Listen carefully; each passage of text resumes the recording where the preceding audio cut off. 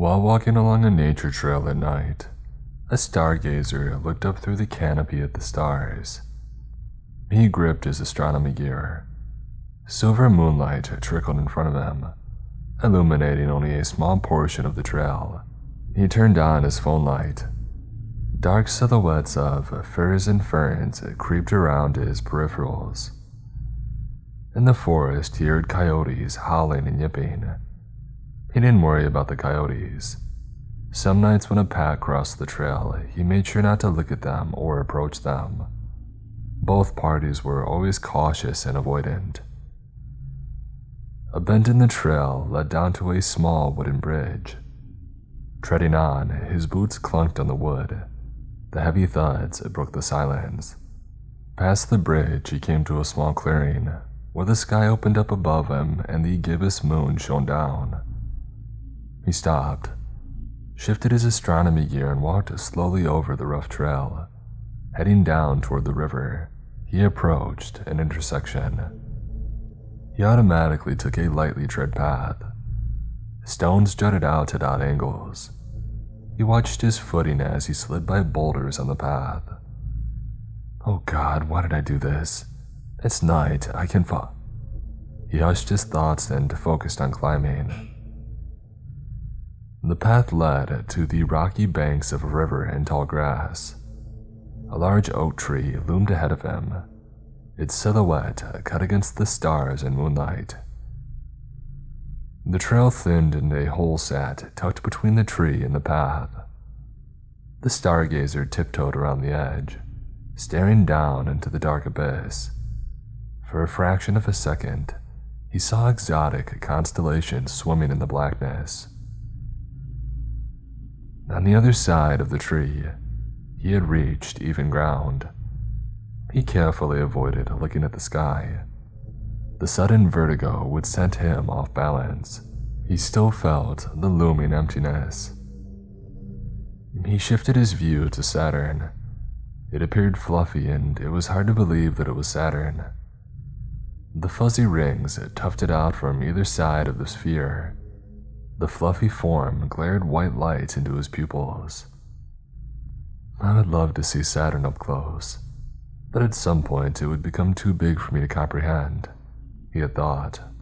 A giant sphere of whirling gases, he thought. Terrible storms. He had remembered the hurricanes when he lived in Florida. They hammered and hollered and decimated anything that they passed. And the storms on Saturn must be monstrous. He came back from his thoughts. He tore his eyes away from Saturn. Carefully, he adjusted the binocular to face Perseus. Spherical glares bundled together against the void as he observed the double cluster. They radiated a white light from their cores.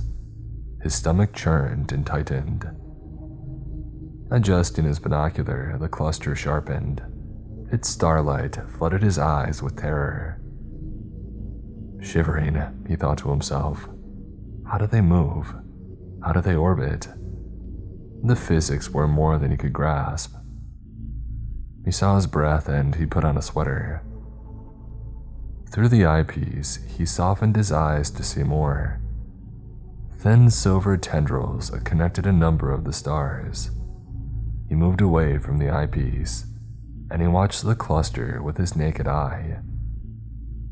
Shocked by the vastness, he lay down and white-hot panic had blossomed over him. His vision blurred and he felt dizzy. Not again. Behind him, in the tree line, he heard something crashing through the bushes. The stargazer lay motionless on the stone. What the? The crashing sound moved north behind him and grew fainter and fainter. He slowly pulled himself up. Cold sweat trickled down his face. There was one thing that he was afraid to run into. People. In the moonlight, he could make a movement out in the bushes. Crap, he thought as the luminescence revealed a human silhouette lumbering along the tree line. Scanning for an alternate path, all he could see was boulders and tall grass. Should I pack up? He thought. There was no other safe path other than the one that he took. Tragically, it snaked north toward the shadow.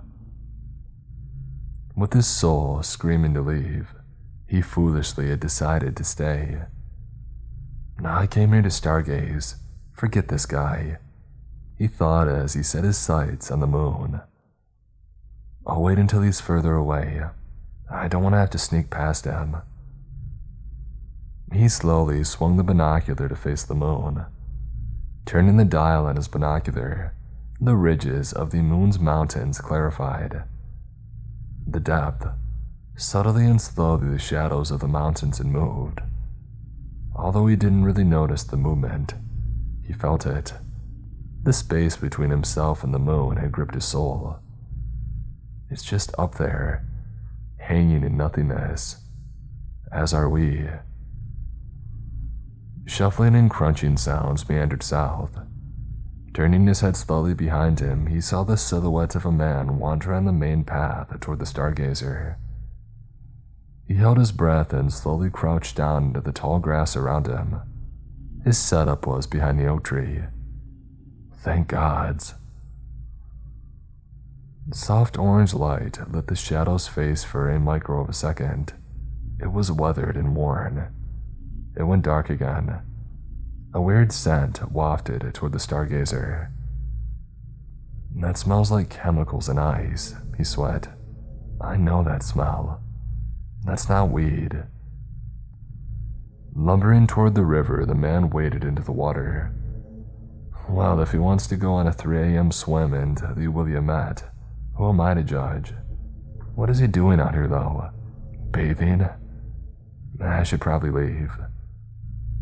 In the corner of his eyes, he saw the familiar faint dust of the Pleiadians rise above the forest.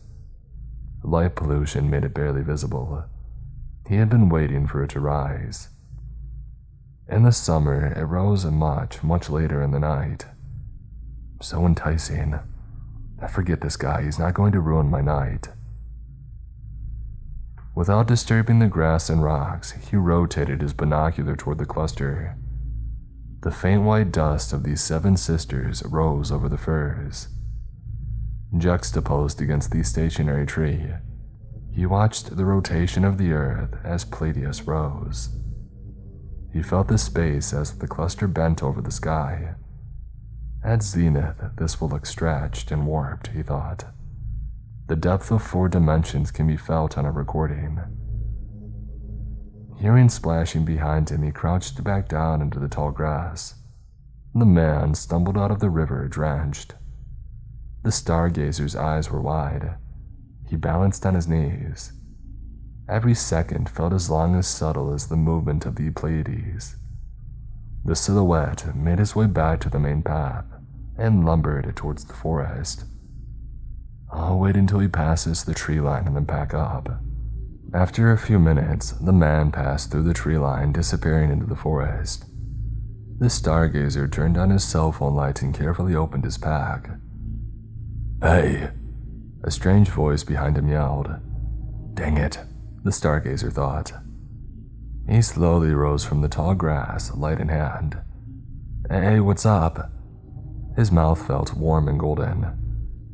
What if I bashed your head in with your tripod? Yeah, that's meth. Why? The sweating stargazer calmly asked.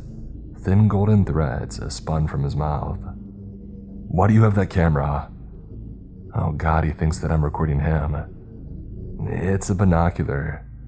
He pointed at the binocular. Thankfully, he can't see the threads. I'm looking at the moon, he said as he gestured at the moon.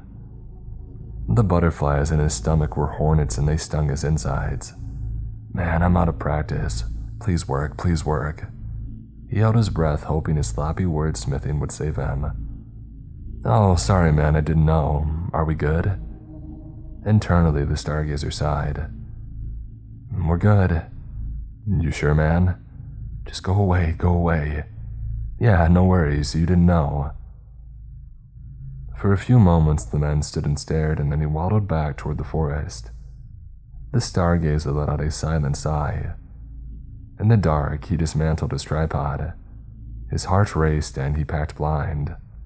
I am not turning on my light again. The stargazer headed off into the moonlight clearing. He kept his eyes down, watching his footing.